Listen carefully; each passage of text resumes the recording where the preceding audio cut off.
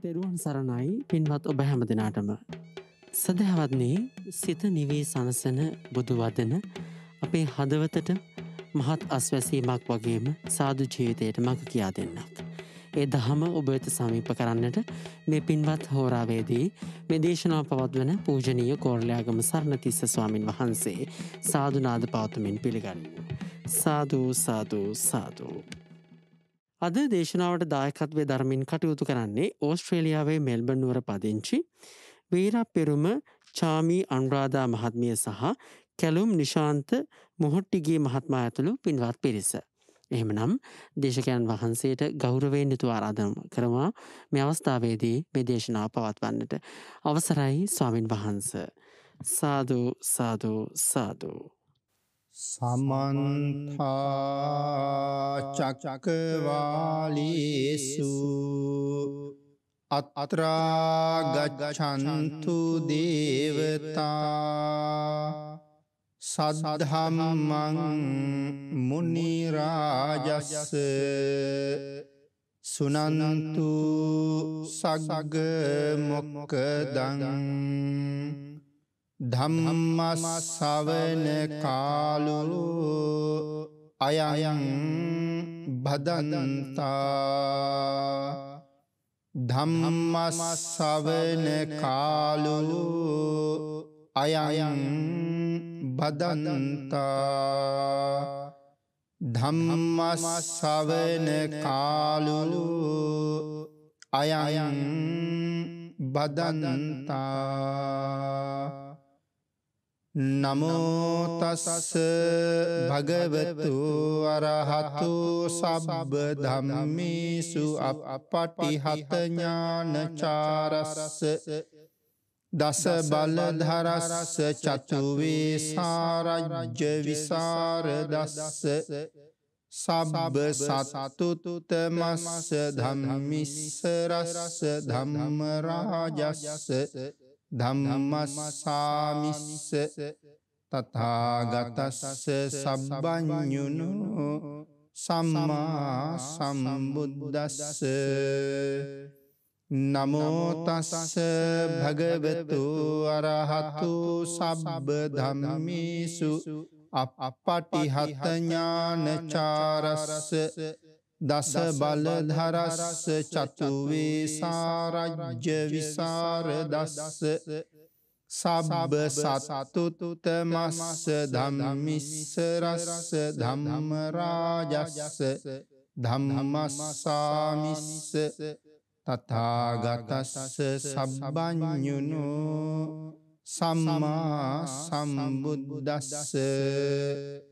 නමෝ තස්ස භගවතු අරහතු සබ්බ ධම්මේසු අප්පටිහත ඥානචාරස්ස දස බලධරස්ස චතු වේසාරජ්‍ය විසරදස්ස සබ්බ සත්තුතමස්ස ධම්මිස්සරස්ස ධම්ම රාජස්ස ධම්මස්සාමිස්ස තථාගතස්ස සබ්බඤුනෝ සම්මා සම්බුද්දස්ස.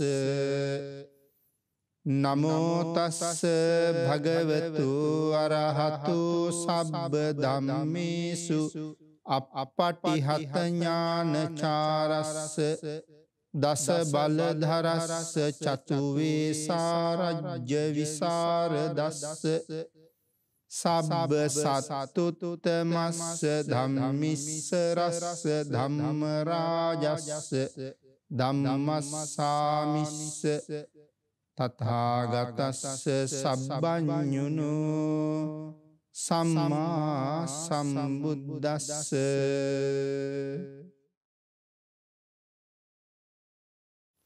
සද්ධර්ම ශ්‍රාවක කාරුණික ගුණගරුක බෞද්ධ පින්නතුනි, බොහෝම ශ්‍රද්ධාවෙන් යුක්තව සියලු දෙනාම සූදානම් වෙන්නේ තිලෝගුරු ශාන්තිනායක සම්මා සම්බුදුරජාණන් වහන්සේ විසින් ලෝක සත්වයන් පිළිබඳව අසීමිත දයාවෙන් කරුණාවෙන් මෛත්‍රියෙන් යුක්තව අවබෝධ කරගෙන දේශනා කොට වදාළ පරම ගම්බීර වූ ශ්‍රී සද්ධර්ම රත්නයෙන් ඊටාම පුංචි කොටසක් මේ අවස්ථාවේ දේශනා කරවගෙන ධර්ම ගෞරවයේ පෙරදරි කරගෙන දේශනාගත ධර්මයේ ශ්‍රවණය කරන්න.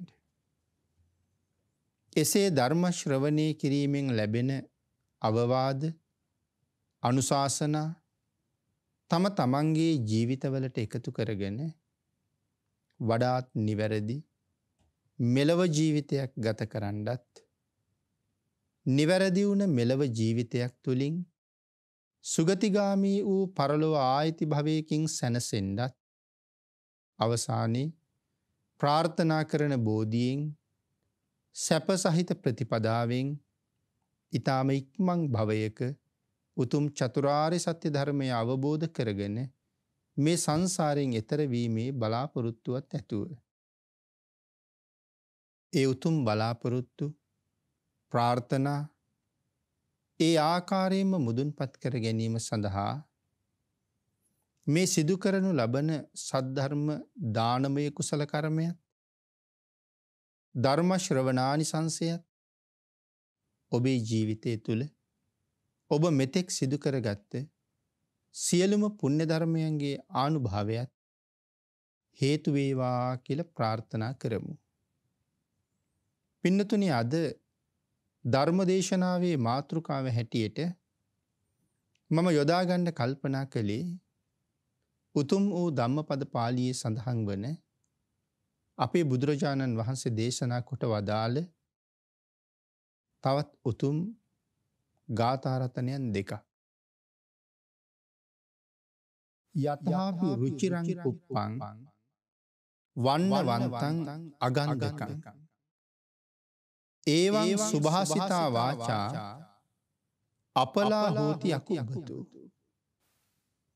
දෙවනි ගාථාව සඳහන් කරනවා යතහාපි රුචිරං කුප්පං වන්නවන්තං සගන්ධකං ඒවං සුභාසිතා වාචා සපලා හෝති සකුබ්බතු.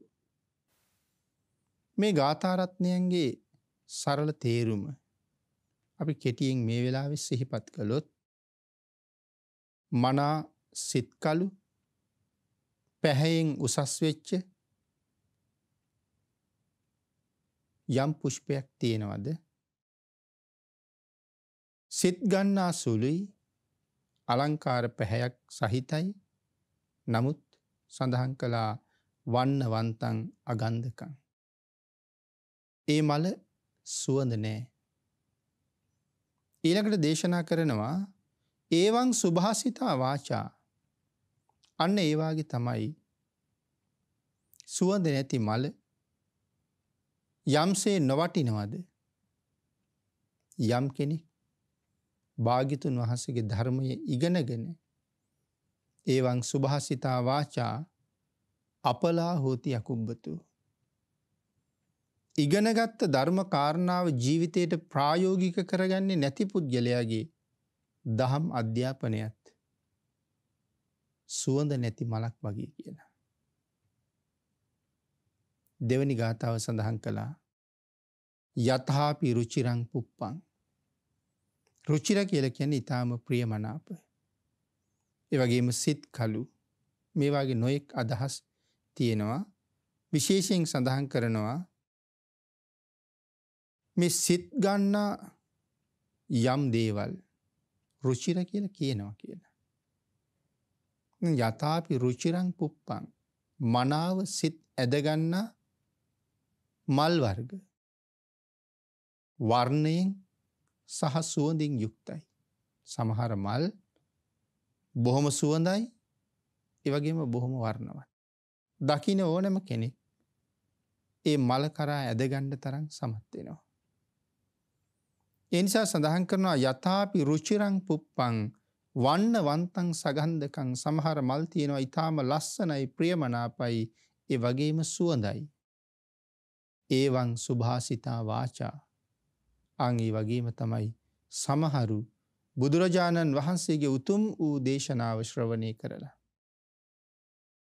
සපලා හෝති සකුබ්බතු තමන්ගේ ජීවිතය ධර්මානුකූලව ගොඩනගා ගන්නවා. එවන් අය මේ ලෝකේ ශ්‍රේෂ්ඨයි. මේ ගාථා රත්නයන්ගේ සරල තේරුම තමයි අපි මේ මතක් කළේ. එතකොට මේ ගාථා රත්නයන් අපේ බුදුරජාණන් වහන්සේ දේශනා කොට වදාළේ මොන වගේ කාරණාවක් නිසාද? කොසල් මහරජුරු එක දවසක් බුදුරජාණන් වහන්සේ මුණ ගැහෙන්න ගිහිල්ලා බුදුරජාණන් වහන්සේට මතක් කළා, ස්වාමීනි, වාසභ කත්තියත් මල්ලිකා දේවියත් ඇතුළු අන්තఃපුර රාජ ස්ත්‍රීන් ධර්මය ඉගෙන ගන්න කැමැත්තෙන් ඉන්නවා. භික්ෂූන් වහන්සේලා වැඩම කරවගෙන වැඩලා ඒ අයට ධර්මය උගන්වන සේක්වා. ඉතින් භාග්‍යතුන් වහන්සේ මතක් කළා, මහරජ, බුදුරජාණන් වහන්සේ එක දිගටම එක්කෙනෙක් වෙනුවෙන් එක පිරිසක් වෙනුවෙන් වෙන් වෙන්නේ ඒක බුදුවරුන්ගේ සිරිත නෙමෙයි කියලා. එහෙනම් ස්වාමීනි, සුදුසු භික්ෂූන් වහන්සේ නම අපේ බුදුරජාණන් වහන්සේ ආනන්දයන් වහන්සේට ඒ කාරණාව පැවරුවා. උන්වහන්සේ ඒ කාරණාව බාරගත්තා. ටික කාලයක් ධර්මයේ උගන්වන්න වැඩියා. එක දවසක් බුදුරජාණන් වහන්සේ අහනවා, ආනන්ද, රජ බිසෝවරු හොඳට ධර්මයේ ඉගෙන ගන්නවද? උන්වහන්සේ සඳහන් කළා, එහෙමයි ස්වාමීනි. වඩා හොඳට ඉගෙන ගන්නේ මල්ලිකාද වාසභ කත්තියද කියලා ඇහුවා. ස්වාමීනි, මල්ලිකා නම් හොඳට ඉගෙන ගන්නවා. ඉගෙන ගන්න ධර්මයේ ජීවිතේ ප්‍රායෝගික කරගන්නවා. වාසභ කත්තිය නම් ඉගෙන ගන්නෙත් නැහැ. ප්‍රායෝගික කරගන්නෙත් නැහැ. කියලා සඳහන් කරාම තමයි මේ ගාථා රත්නයන් දෙක දේශනා කොට වදාළේ. ඉතින් මේකට හේතු වෙන තව මූලික නිදහන කතාවක් තියෙනවා. මේ කාරණාවත් එක්කම අපි ඒක ටිකක් සාකච්ඡා කරගෙනම මේ ධර්මාර්ථය තව ටිකක් සාකච්ඡා කරමු. චත්තපාණී උපාසක තැන මුල් කරගෙනත් එක තමයි මේ දේශනාව ගොඩනැගෙන්නේ. බුදුරජාණන් වහන්සේ වැඩ ඉන්න කාලේ සවැත් නුවර උපාසක මහත්මයෙක් හිටියා. චත්තපාණි කියලා තමයි හඳුන්වන්නේ. ඇයි උපාසක මහත්තයාට චත්තපාණි කියලා කියන්නේ? මේ උපාසක මහත්මයාගේ අතේ කොහෙ ගියත් කුඩයක් තියෙනවා. ඉතින් චත්ත කියලා කියන්නේ කුඩේට. පාණි කියන්නේ අතට. එහෙනම් කුඩයක් ගත් අත් ඇති තැනැත්තා කියන අර්ථය තමයි තියෙන්නේ. චත්තපාණි උපාසක. චත්තපාණි උපාසක මහත්මයා සාමාන්‍ය කෙනෙක් නෙමෙයි පින්නතුනි. මේ සංසාරේ ඔබට මට හිතාගන්න බැරි තරම් උඩට ආපු කෙනෙක්. චත්තපාණි උපාසක මහත්මයා ගියපු තැනට ඔබටයි මටයි කවදත් යන්න තරම් වාග්ය ඇති වෙයිද කියන කාරණාව අපි දන්නේ නැහැ. චත්තපාණි උපාසක කියලා කියන්නේ අනාගාමී ආර්ය ශ්‍රාවකෙක්. ඒ කියන්නේ මරණයට පත්වෙච්ච ගමන් ඊටාම උසස් තැනක උපදින කෙනෙක්. චත්තපාණි උපාසක මහත්මයා නිතර භාග්‍යතුන් වහන්සේ දකින්න බුද්ධ උපස්ථානයේට බොහෝම ප්‍රියයි. එක දවසකුත් ඒ කාරණාව නිසාම කුඩෙත් අරගෙන නිවසින් එළියට බැස්සා. බුදුරජාණන් වහන්සේ ළඟට ගිහිල්ලා වන්දනා කරලා ආගිය තොරතුරු ටිකක් කතා කරලා උපාසක මහත්මයා යම් කාරණාවක් මුල් කරගෙන බුදුරජාණන් වහන්සේගෙන් ධර්ම ශ්‍රවණය කරමින් හිටියා. අපේ පින්නතුන් පෙරත් අහලා ඇතිනි. කොසල් මහරජුරුත් යටත් පිරිසෙන් දවසට දෙපාරක්වත් බුදුන් වදින කෙනෙක්. ඉතින් චත්තපාණි උපාසක මහත්මයා බණ අහා ඉන්න අතරතුර කොසල් රජුරුත් විහාරයට එනවා. උපාසක තැන දැක්කා. කල්පනා කළා මහරජුරුත් එනවා. මම යටත් වැසියෙක්. නැගිටලා ගරු කරන එක මගේ යුතුකම. නමුත් අද රජ්ජුරුවන්ට ගරු කරන්න මට නැගිටින්න බෑ. කොසල් රජ්ජුරුව කියලා කියන්නේ ප්‍රාදේශීය රජෙක්.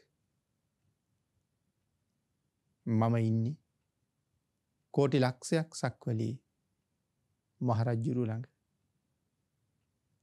මං කොසල් රජ්ජුරුවන්ට ගරු කරන්න නැගිට්ටොත් බුදුරජාණන් වහන්සේට අගෞරවයක්. එහෙම හිතලා උපාසක මහත්මයා නැගිටින්නේ නැතුවම බුදුරජාණන් වහන්සේ දිහාට වැඳගෙන හිටියා. කොසල් රජ්ජුරුව ඇවිල්ලා බුදුරජාණන් වහන්සේට වන්දනා කළා. හැබැයි රජ්ජුරුව ඉන්නේ කේන්තියෙන්. රජ්ජුරුවන්ගේ යටත් වැසියෙක් රජ්ජුරුවන්ට ගරු කළේ නෑ කියන කාරණාවත් එක්ක. බුදුරජාණන් වහන්සේ දන්නවා රජ්ජුරුව ඉන්නේ තරහින් කියලා.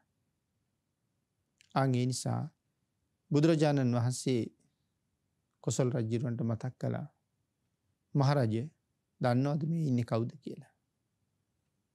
මහරජ මේ ඉන්නේ චත්තපාණි උපාසක. චත්තපාණි කියලා කියන්නේ මහරජ මහ පණ්ඩිතයෙක්.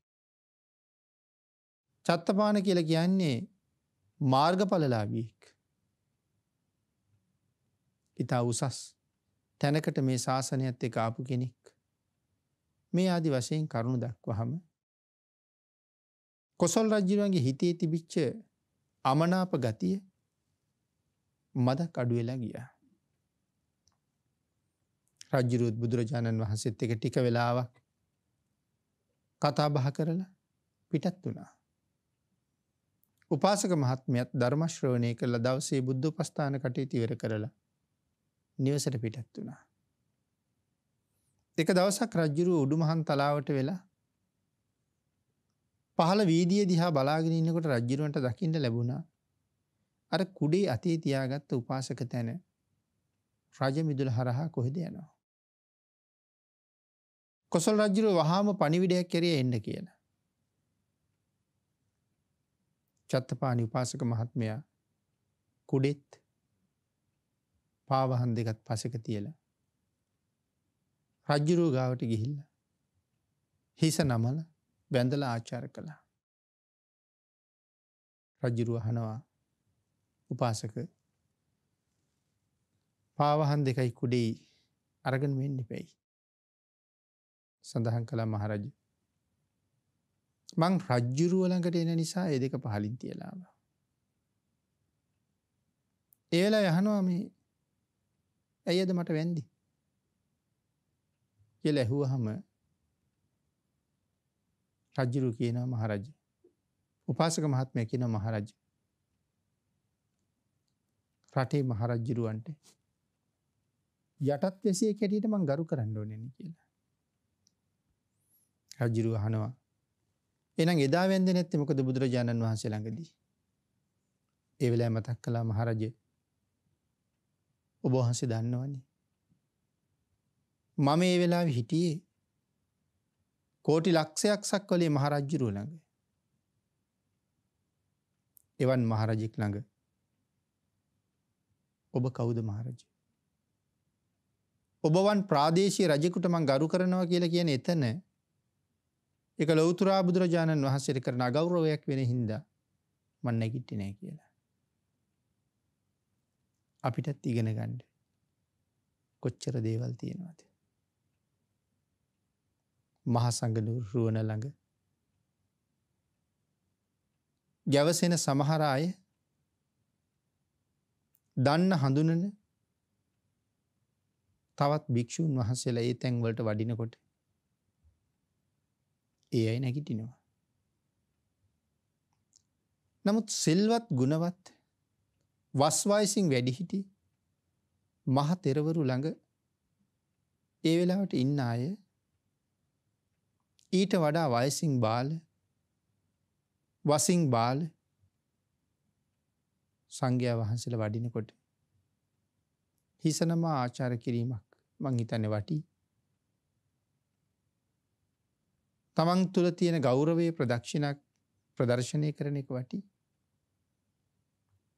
නමුත් එතන ඉන්න මහා සංඝරත්නයටයි අපි ගරු කරන්න ඕනේ. නොනැගිට්ටට කමක් නෑ කියන එකයි අදහස. ඊට අමතරව අපි කරන තවත් වැරදිම ක්‍රියාවකුත් තියෙනවා පින්නතුනි. සමහර අය ධර්ම ශ්‍රවණය කර කර ඉඳලා ගරු කටයුතු භික්ෂූන් වහන්සේලා වඩිනවා දැක්කහම නැගිටිනවා. ඒක නම් බරපතල ගණයේ වරදක්. මොකද මම බණ අහමින් ඉන්නේ. සමහර අය බුදුන් වැඳ වැඳ ඉඳලත් නැගිටිනවා. ඉතින් මේ දෙකම බරපතල වැරදි. බුද්ධ වන්දනාව කර කර ඉන්න ගමන් භික්ෂූන් වහන්සේ නමක් එතනින් වඩිනකොට නැගිටලා ආචාර කරනවා කියලා කියන්නේ සංඝ රත්නයට නම් ගරු කළා වෙනවා. නමුත් බුද්ධ රත්නයට අගෞරව කළා වෙනවා. බණ අහහා ඉඳලා නැගිටලා ආචාර කරනකොට සමහර අය බණ අහහා ඉඳලා නැගිටලා ඇවිල්ලා ආම්දුරන්ට වඳිනවා. දැනගෙන නෑ ඒක ධර්ම රත්නයට කරන ලොකු අගෞරවයක් කියලා. මේ ශාසනයේ ගරු කරන සලකන ප්‍රතිපදාවක් තියෙනවනේ.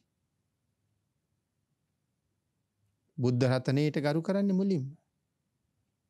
ධර්ම රත්නයට ගරු කරන්නේ දෙවනුව. සංඝ රත්නයට ගරු කරන්නේ තුන්වෙනුව. ධර්ම ශ්‍රවණය කර කර ඉන්නවා කියලා කියන්නේ සම්පූර්ණ ධර්ම රත්නයේ පිළිබඳව ගෞරවය යොමු වෙලා තියෙන්න ඕන වෙලාවක්. එනිසා ඒ වාගේ වැරදි අය කවදාවත් අපි නොකරන්න ඕනේ. මේ වාගේ අවවාද වලින් අපිට ඒ වාගේ දේවල් මනාව පැහැදිලි කරනවා. ඉතින් උපාසකතුමා ඍජුව කියනවා ප්‍රාදේශීය රජෙක් ළඟ ලෞතර බුදුරජාණන් වහන්සේ වැඩ ඉන්න තැන මම ප්‍රාදේශීය රජුරවන්ට ගරු කරන්නේ නැහැ කියලා. රජුරු කියන කමක් නැහැ. ඒ කතාව එහෙමම තිබුණාවි. ඔබ හොඳට ධර්මයක් දන්නවනේ. ඒ නිසා මම ඔබට යෝජනාවක් කරනවා. රජගෙදර මේ අන්තఃපුර ස්ත්‍රීන්ට ධර්මය උගන්වන්න කියලා. උපාසකතුමා කියනවා මහරජා ඒක මට කරන්න බෑ. රජු අහනවා ඇයි බැරි කියලා. මහරජා රජගෙදර කියන්නේ බොහොම සම්බාධ සහිතයි. කරදර කම්කටොළු වලින් යුක්තයි. මං මේ සම්බාධ සහිත කරදරකාරී ජීවිතයට කැමති නෑ. ඒ නිසා මට නම් ඒ වැඩේ කරන්න බෑ. රජු කියනවා බය වෙන්න එපා. බුදුරජාණන් වහන්සේ ළඟදී මට ගරු කෙරුවේ නෑ කියන කාරණාවට හිතේ යමනාපයක් මගේ නෑ. ඒ කාරණාවට මං පසුව ඔබට දඬුවම් කරන්නේ නෑ කියලා. උපාසක තන කියනවා නෑ මහරජා. ඒක නිසා නෙමෙයි. මගේ ගමන නිදහසේ යන්න මට මේ රජගෙදර කටයුතු කරනකොට අමාරුයි කියලා සඳහන් කළා. මහරජා ඒකට සුදුසු මං වගේ ගිහියෙක් නෙමෙයි. ගිහි අය අතින් ඕන තරම් වැරදි වෙන්න පුළුවන්. ඒ නිසා සුදුසු භික්ෂුන් වහන්සේ නම යොදාගත්තා නම් හොඳයි නේද මහරජා කියලා මතක් කළා. ඊට පස්සේ තමයි කොසල් රජුරු අපේ බුදුරජාණන් වහන්සේට ආරාධනා කරන්නේ අන්තఃපුර ස්ත්‍රීන්ට ධර්ම දේශනා කරන්න කියලා. භාග්‍යතුන් වහන්සේත් ප්‍රතික්ෂේප කළානේ ඒක දිගට මේ කාර්ය කරන එක. ඒ නිසා බාර වෙන්නේ ආනන්දයන් වහන්සේට. දෙවුන්වහන්සේ ආරාධනාව බාර අරගෙන වැඩම කළා. මල්ලිකා දේවිය නම් ආනන්දයන් වහන්සේ උගන්වන ධර්මය හොඳට අහගෙන එකඟ සිතින් බණ අහනවා. ධර්ම කාරණා මතක තියාගන්නවා. සමහර ධර්ම කාරණා විශේෂ කාරණා කටපාඩම් කරගන්නවා. ආනන්දයන් වහන්සේට තව දවසක ඒ කියලා දුන්න ධර්මයේ මතකින් කියනවා. කටපාඩම් දෙනවා. නමුත් වාසභ කත්තියගේ එහෙම දෙයක් නෑ. එක දවසක් බුදුරජාණන් වහන්සේ අහනවා ආනන්ද රජගෙදර අය බිසෝවරු හොඳට ධර්මය ඉගෙන ගන්නවද? ස්වාමීනි වාසභ කත්තියා භාග්‍යතුන් වහන්සේගේ ඥාති නැගණිය ඇය නම් ධර්මය හොඳට ඉගෙන ගන්නේ නැහැ. ඇය පාඩම් දෙන්නෙත් නැහැ. නමුත් එහෙම නෙමෙයි ස්වාමීනි මල්ලිකා. මල්ලිකා ධර්මය හොඳින් ඉගෙන ගන්නවා. මල්ලිකා ඉගෙනගත්ත ධර්මයේ පාඩම් දෙනවා. මල්ලිකා එක ධාරණය කරගන්න බොහොම උත්සාහ කරනවා. වාසභ කත්තියට වඩා මල්ලිකා බොහොම හොඳයි ස්වාමීනි කියලා මතක් කළා. අපේ බුදුරජාණන් වහන්සේ ආන්ගේ වෙලාවේ තමයි අර මාතෘකා කරගත්ත ගාථා රතනයන් දේශනා කොට වදාළේ. යතහාපි රුචිරං පුප්පං වන්නවන්තං අගන්ධකං ඒවං සුභාසිතා වාචා අපලා හෝති අකුබ්බතු. රුචිර කියලා කියන්නේ මුලිනුත් මතක් කළා. සිත් ගන්නා සුළු කියන කාරණාව. යතහා යම්සේ පුප්පං පුප්ප කියන්නේ මල් වලටනේ. රුචිරං සිත් ගන්නා සුළු පැහැයෙන් යුක්ත මල් තියෙනවද? වන්නවන්තන් කියලා කිය මනා පැහැයෙන් යුක්තයි සිත් ගන්නා සුළුයි මේ මල්. නමුත් වර්ණයේ තියෙනවා වන්නවන්තන්. ඒ මල වර්ණවන්තයි අගන්ධකයි ඒ වුණාට සුවඳ නැහැ. කොයිතරම් ලස්සන වුණත් වර්ණවත් වුණත් සුවඳ නැත්තම් ඒ මල ඊතරම්ම වටින්නේ නැහැ. ඒවං සුභාසිතා වාචා. මෙතන සුභාසිතා වාචා කියලා කියන්නේ යහපත් වචන. යහපත් වචන නම් පින්නතුනි භාග්‍යතුන් වහන්සේ දේශනා කොට වදාළ ධර්මය. ආන් ඒ වගේමයි යමෙක් යහපත් වචනේ ඉගෙනගෙන අපලා හෝති අකුබ්බතු. යමෙක් ඉගෙන ගන්නේ නැත්තම් එහෙම නැත්නම් ඉගෙනගෙන ඒක ජීවිතයට යොදාගන්නේ නැත්තම් ඒ පුද්ගලයාත් වර්ණවත් සුවඳ නැති මලක් වගේ කියලා. ධර්මයේ ඉගෙනගෙන තියෙනවා. ධර්මයේ දන්නවා. හරි වැරදි දන්නවා. කර්මයේ ඵලය දන්නවා. භවයේ විපාකත් පිනේ ආනිසංසත් හොඳාකාරවම දන්නවා. නමුත් යෙදෙන්නේ නැහැ. කරන්නේ නැහැ. ක්‍රියාව තුල නැහැ. ඔහු සුවඳ නැති මලක් වගේ. දෙවනි ගාථාවේ සඳහන් කරනවා යතහපි රුචිරං පුප්පං. යතහ යම්සේ මනා සිත් ගන්නා සුළු පුෂ්පයන් තියෙනවද? වර්ණවත් පුෂ්පයන් තියෙනවද? ඒ වගේම ඒ මල් සගන්ධකම් වර්ණවත් වගේම සුවඳයි. ඒවං සුභාසිතා වාචා. ආන් ඒ වගේම තමයි යමෙක් මනවින් ධර්මය ඉගෙනගෙන සපලා හෝති පකුබ්බතු. ආම්මේ ඉගෙනගත්ත ධර්මයට අනුව තමන්ගේ ජීවිතය ධර්මානුකූලව හදා ගන්නවා කියන කාරණාව මේ ගාථා රතනයන් දෙකින් පැහැදිලි කළා. පින්නතුනි එතකොට අපි හිතලා බලමු භාග්‍යතුන් වහන්සේගේ ධර්මය අපට දේශනා කළේ ඒ ධර්මයේ දරන්න මිසක් තවත් විෂයක් වගේ ඉගෙන ගන්න නෙමෙයි. ජීවිතයක ප්‍රගුණ කරන තවත් එක ධර්ම කාරණාවක් ධර්මයක් බවට පත් කරගන්න නෙමෙයි බුදුරජාණන් වහන්සේ අපට ධම් දේශනා කළේ. එහෙම ප්‍රගුණ කරන දේවල් අතර කොච්චර දේවල් මේ ලෝකේ තියෙනවද? ඉගෙන ගන්න කාලේ ඉගෙනගෙන පස්සේ අහක දාන දේවල්. නමුත් බුදු දහම කියලා කියන්නේ එහෙම දෙයක් නෙමෙයි. බුදු දහම ඉගෙන ගන්න කෙනා ඒ දහමත් එක්ක ප්‍රායෝගික වෙන්න ඕනේ. ඒ දහමත් එක්ක ඒකාත්මික වෙන්න ඕනේ. ඉගෙනගත්ත දහමත් එක්ක ජීවත් වෙන්න ඕනේ. එහෙම නැත්තම් ඒ ජීවිතෙන් පළක් නැති වෙනවා. පන්සිල් රකින්න ඕනේ. අපි ඒක දන්නවා. පන්සිල් උල්ලංඝනය කිරීමේ බරපතල වරදක් තියෙනවා. ඒ වරද නිසා මට සතර අපායේ දඬුවම් ලබන්න සිද්ධ වෙනවා. අපායෙන් මිදුණට පස්සෙත් බොහෝ දීර්ඝ කල් සංසාරේ දුක් විඳින්න සිද්ධ වෙනවා. ඉතින් මේ කරුණ ඔක්කොම අපි දන්නවා. දන්නවා වුණාට පන්සිල් රකින්න අය හරි අඩුයිනේ.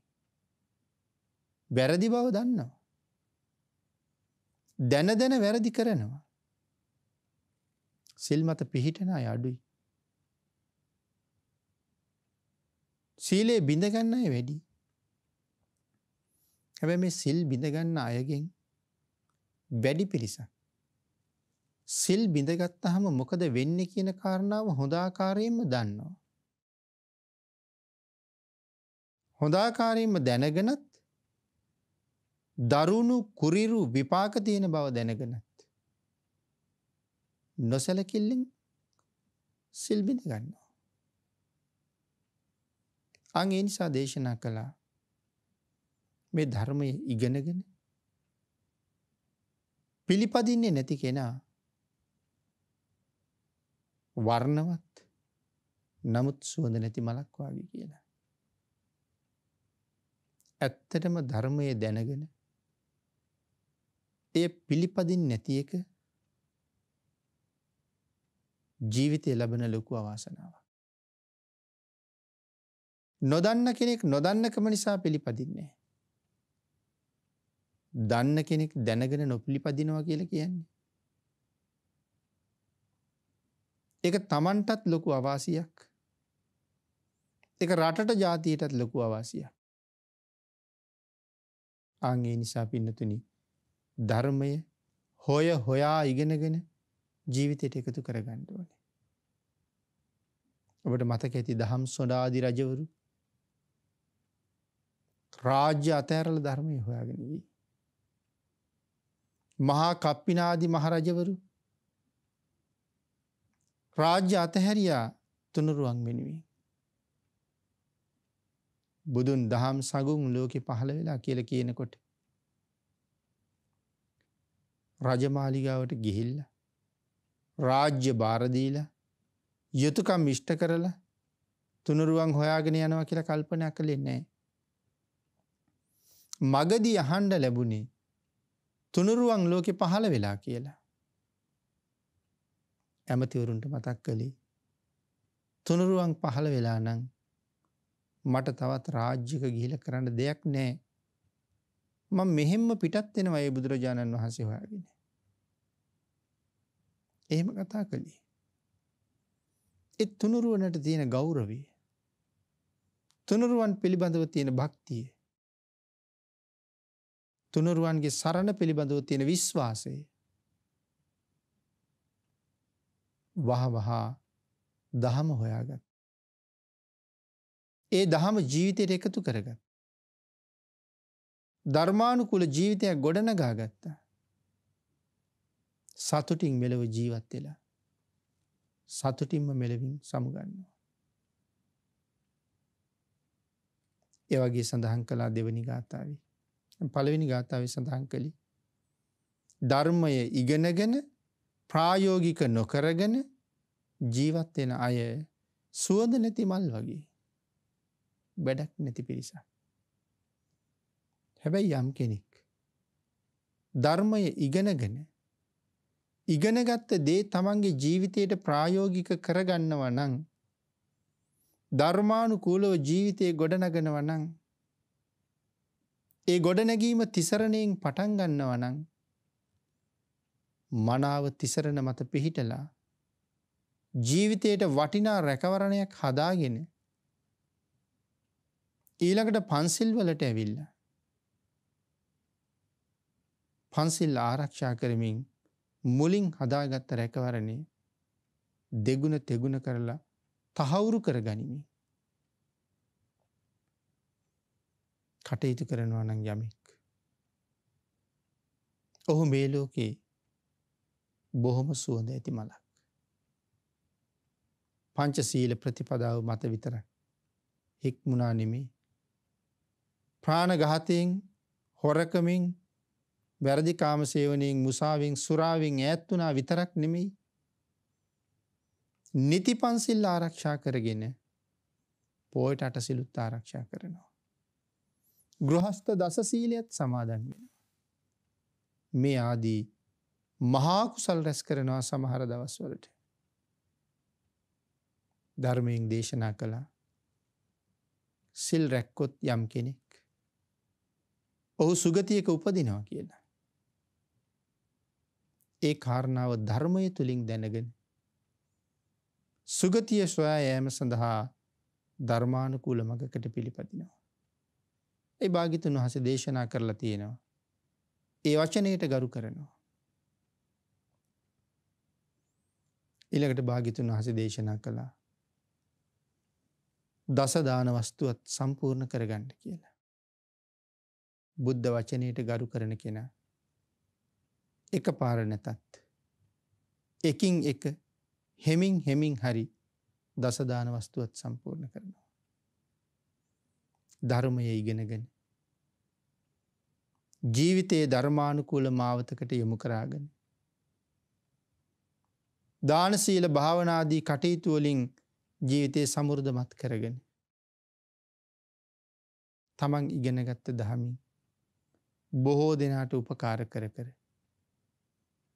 තමනුත් සැනසෙමින් අනුනුත් සනසවමින් තමනුත් අපායෙන් මිදෙමින් අනුනුත් අපායෙන් මුදවමින් මහා සත්පුරුෂයෙක් හැටියට භාග්‍යතුන් වහන්සේ අපෙන් බලාපොරොත්තු වෙච්ච දේ සම්පූර්ණ කරනවා සත්පුරුෂයා. හැබැයි ඔහු ධර්මය ඉගෙන ගන්නේ ලෝකෙට ධර්මය කියලා දීලා මහා කීර්තියක් මහා ප්‍රසිද්ධියක් නගා ගන්න නෙමෙයි. ලොකු දායක පිරිසක් හදාගන්න නෙමෙයි. ඔවුන්ගෙන් නොයෙක් ලාභ ලෝභ බලාපොරොත්තුවෙන් නෙමෙයි. ඔහු ධර්මයේ ඉගෙන ගත්තෙත් ඔහු ධර්මයේ කියලා දුන්නෙත් ලෝක සත්වයාට අනුකම්පාවෙන්. සියලු දෙනාම ගොර බිරං සංසාරයෙන් එතර වෙන්න භාග්‍යතුන් වහන්සේ පෙන්නපු මාර්ගයෙන් ගමන් කරවන්නයි ධර්මයේ කියලා දුන්නේ. අපේ බුදුරජාණන් වහන්සේ මහා කල්ප අසංඛ්‍ය 4.1 නියත විවරණයෙන් පස්සේ මේ සංසාරේ දුක් විඳා. නියත විවරණයට කලින් තවත් මහා කල්ප අසංඛ්‍ය 16ක් තරම් දිගු කාලයක් මේ සසර ගමනේ දුක් විඳා. ඔය කාලේ තමන් වහන්සේට තනියම නිවන් දකින්න ලැබිච්ච අවස්ථා ප්‍රමාණය කෝටි ගණන්. පෞද්ගලිකව නිවනට යන්න ලැබුණ කෝටි ගණන් අවස්ථා මග හැරලා ලෞතුරා බුදු වෙන්නම හිතාගෙන ඉවසන්න බැරි වචනයෙන් කියලා ඉවර කරන්න බැරි දෙවියෙකුට බ්‍රහ්මියෙකුට මාරයෙකුට තරම්වත් විඳවන්න බැරි මහා දුක්ඛන්දරාවක් විඳව මේ සසර ගමනේ ඇවිල්ලා උතුම් ධර්මය අවබෝධ කරගෙන ඒ ධර්ම රත්නය ඔබට මට දේශනා කළේ මේ සංසාරින් එතර වෙන්නයි. සංසාරයේ නැමැති සාගරයේ තරණය කරන්න ධර්මය අපට පාරුවක් බවට පත් කරගන්නයි. එහෙම නැතුව කෙනෙකුට කීර්තිය හොයන්න, ප්‍රසිද්ධිය හොයන්න, කැපී පෙනෙන්න, තවත් කෙනෙකුට රැකියාවක් බවට පත් කරගන්න නෙමෙයි ධර්මය. සසරින් එතර වීම උදෙසාමයි. ඒ කාරණාව මනාව දැනගන්න ඕනේ. හරියට තේරුම් ගන්න ඕනේ. දැනගෙන තේරුම් නොගෙන යමෙක් ලාභ ලෝභ තකානම් ධර්මය ඉගෙන ගන්න, ධර්ම දේශනා කරන්න, ඒක තමන්ට මහත් වූ නපුරක්. සර්පයා අල්ලගන්න ඕනේ වලිගෙනුත් නෙමෙයි, කඳ මැද්දෙනුත් නෙමෙයි. සර්පයා අල්ලන්න ඕනේ ඔළුවේ. වලිගෙන් හෝ කඳින් අල්ලගත්තොත් සර්පයා අපට දෂ්ට කරනවා. ඔළුවෙන් අල්ලගත්තාම හෙල්ලෙන්නවත් බෑ. බුදුරජාණන් වහන්සේ දේශනා කළ ධර්මයත් එහෙමයි. හරියටම දැනගන්න ඕනේ. හරියටම දැනගෙන ඒ ප්‍රතිපදාවේ හරියටම ගමන් කරන්න ඕනේ. සමහර කෙනෙක් ධර්මයේ ඉගෙන ගන්නේ ලෝක සත්වයා කෙරෙහි අනුකම්පාවත් බුදුරජාණන් වහන්සේ ඒ අයගෙන් බලාපොරොත්තු වෙච්ච කාරණාවත් සම්පූර්ණ කරන්න. ව්‍යක්ත, විශාරද, භික්ෂු පිරිසක්, නැත්නම් සිව්වනක් පිරිසක් මේ ශාසනය තුළ බිහි වෙනවට භාග්‍යතුන් වහන්සේ කැමති. භාග්‍යතුන් වහන්සේගේ බලාපොරොත්තුව ඒකයි. මාරයා පිරිනිවන් පාන්න ආරාධනා කරපු සමහර වෙලාවක සඳහන් කළේ වසවර්තිය, ඔබ කියන හැටියට මම පිරිනිවන් පාන්නේ. මගේ ශාසනයේ භික්ෂුන් වහන්සේලා ව්‍යක්ත, විශාරද භික්ෂූන් බවට පත් වෙනකන් මම පිරිනිවන් පාන්නෙත් නෑ. එනම් භාග්‍යතුන් වහන්සේ අපෙන් බලාපොරොත්තු වෙච්ච දෙයක්. මේ ශාසනයේ මැනවින් දීර්ඝ කාලයක් බොහෝ දෙනාට හිතසුව පිණිස ඉදිරියට පවත්වගෙන යන්න පුළුවන් ධර්මදර විනයදර භික්ෂූන් වහන්සේලා පිරිසක් ඇති වෙනවට භාග්‍යතුන් වහන්සේ කැමතියි. එහෙම පිරිසක් තමයි ඇති වෙන්න ඕනේ. අන් එදාට තමයි භාග්‍යතුන් වහන්සේගේ ධර්මයේ නැවත බබලවන්න පිරිසක් ඉන්නවා වෙන්නේ. හැබැයි ඒ ඉගෙන ගැනීම ලාභ කීර්ති ප්‍රශංසා උදෙසාවත්, මිල මුදල් හරි හම්බ කර ගැනීම උදෙසාවත්, එවන් පහත් චේතනාවක් පදනම් කරගෙන නම් ඒක ඔහුට අනර්ථයක්මයි. මොකද භාග්‍යතුන් වහන්සේ අපිට රැකියාවක් හොයලා දුන්න නෙමෙයි, නිවනට පහුරක් හොයලා දුන්නා. තවත් කෙනෙක් ඉගෙන ගන්නේ තර්ක කරන්න, වාද විවාද කරන්න. ඒ ඉගෙන ගැනීමත් අනර්ථකාරී, නිෂ්ප්‍රයෝජනයි.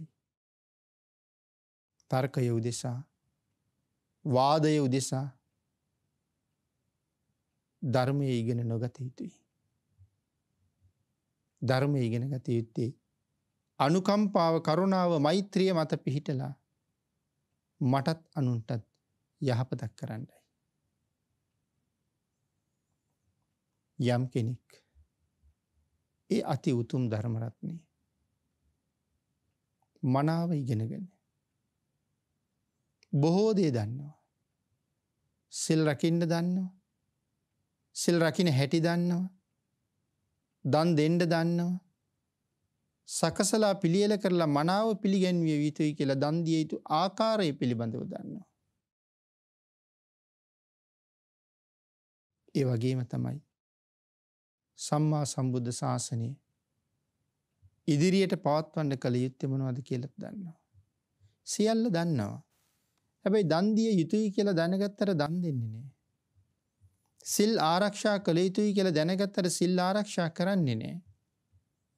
සම්බුද්ධ ශාසනයේ චිරස්ථිතිය තහවුරු කළොත් සම්මා සම්බුද්ධ ශාසනයේ තව චිරාත් කාලයක් මේ ලෝක ධාතුව තුළ බැබලෙනවා කියන කාරණාව දැනත් ඒ කාරණාව සඳහා යෙදෙන්නේ නැහැ. ඒ අය මේ සම්මා සම්බුද්ධ ශාසනය ඉදිරියට පැවැත්වීම වෙනුවෙන් දායකත්වයක් නොදෙන පිරිසක්. ලෞතුරා භාග්‍යතුන් වහන්සේ දේශනා කළ මේ අති උතුම් නෛර්යානික ශ්‍රී සද්ධර්ම රත්නය ලෝක සත්වයා කෙරෙහි දේශනා කරන ගිහි වේවා පැවිදි වේවා දේශකයන් වහන්සේලා ළඟ දයාව කරුණාව මෛත්‍රිය තිබිය යුතුමයි. මොකද ඒ ධර්මය අහලා ධර්මය දන්න නිසා සසර ස්වභාවය එවන් අය අනිත් අයට වඩා හොඳට දන්නවා. මේ පිරිස සංසාරේ බොහෝම අසරණයි. සතර අපායේ දොර නිරන්තරයෙන් මොවුන් ඇරගත්ත ගමන්මයි ඉන්නේ. ඔවුන්ගේ දුගතියේ දොර වහලා ඔවුන් වෙනුවෙන් සුගතියේ දොර ඇරලා මේ සංසාරයෙන් ඔවුන් එතර කරන්න අපි උත්සාහ කළ යුතුයි කියන චේතනාවෙන්ම මේ කාරණාවට එළඹෙන්න ඕනේ. එදාට තමයි අපි භාග්‍යතුන් වහන්සේගේ බලාපොරොත්තුව මුදුන්පත් කළා වෙන්නේ. ඒ බලාපොරොත්තුව අපි කෙරෙහි තිබු විශ්වාසය අපි තහවුරු කළා වෙන්නේ. ආන් එහෙම නිසා අපි ධර්මයේ දැනගත යුතුයි. ධර්මානුකූල මාවතේ යා යුතුයි. ජීවිතයට ධර්මයේ ප්‍රායෝගික කළ යුතුයි. අපි සංසාරින් එතර විය යුතුයි. තව බොහෝ දෙනා සසරින් එතර කරවිය යුතුයි. යම් කෙනෙක් එහෙම කටයුතු කරන්න සූදානම් වෙනවා නම් ඒ පුද්ගලයා මේ ලෝකේ බොහොම සුවඳවත් මලක් වගේ. නිකම්ම සුවඳ මලක් නෙමේ, සිත් ගන්නාසුළු වර්ණයෙන් පැහැයෙන් යුක්ත වඩා සුවඳවත් මලක්. යමෙක් පෞද්ගලික ලාභ ලෝභ ප්‍රාර්ථනා කරගෙන ඒ වගේම තර්ක විතර්ක පදනම් කරගෙන අන් අය සමග තර්කයට විතර්කයට යොමු වෙමින් ගැටෙමින් වාද කරමින් ආන් ඒ අය පහත් කරන්න, හෙලා දකින්න, විවේචනය කරන්න, සමාජයේ ඉදිරියේ අසරණ කරවන්න, කරුණු දක්වන්න, කරුණු ගොනු කරවන්න නම් ධර්මය හොයන්න ඉගෙන ගන්න. එවන් අය වර්ණයෙන් පැහැයෙන් යුක්ත වුණත් සුවඳ නැති මල්. ධර්මය දන්න නිසා වර්ණවත් පැහැපත් කියලා සඳහන් කළා. නමුත් සුවඳ නැහැ. තමන් ළඟ තියෙන ධර්මයෙන් අනුන්ට යහපතක් කරනවා තබා තමන්ටවත් යහපතක් කරගන්න ඔවුන්ට අදහසකුත් නැහැ. ඒ වෙනුවෙන් වුමනාවකුත් නැහැ. යමෙක් නොදැන අතරමං වෙනවට වඩා දැන අතරමං වෙන එක අපරාධයක්.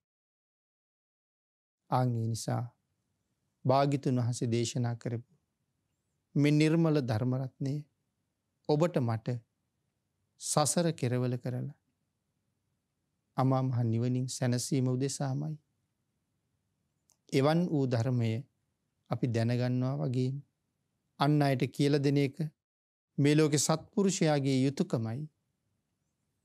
අන් අයත් සසරින් එතර කරවලා අපිත් සසරින් එතර වෙන්න මඟ හදා ගන්න ඕනේ. දීපංකර පාදමූලි බණපද දෙකක් අහලා නිවන් දකින්න තිබුණ මොහොතේ සංසාරي අසරණ වෙච්ච අහිංසකයෝ සංසාරයෙන් එතර කරවලා මිසක් මං වගේ වීරිය ඇති කෙනෙක් තනියම නිවන් දකින්න එක සුදුසු නැහැ කියලා කල්පනා කරලයි මේ ගෝර කටුක සංසාරයට බැහැගත්.